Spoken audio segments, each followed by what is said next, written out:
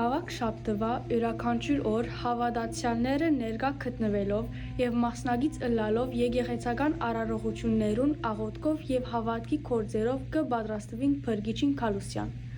Հարության հույսով կանցնին Քրիստոսի չարչարանքները եւ խաչի ճանապարհով։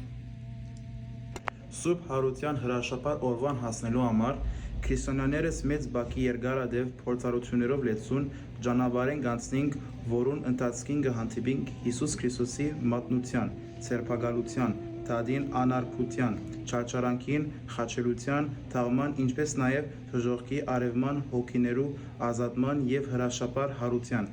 Այս շաբաթ նաև կոչվի չարչարանած շաբաթ։ Ծաղկազարդեն միջև Սուրբ Զատիկ ինգած շաբթվան յուրաքանչյուր օրը իր հերթին կոչվի ավագ, այսինքն մեծ։ Ունի իրեն հատուկ հոգևոր խորհուրդը եւ մեծ բակի գիրագիներուն պես կգազմեն մեկ ամբողջություն։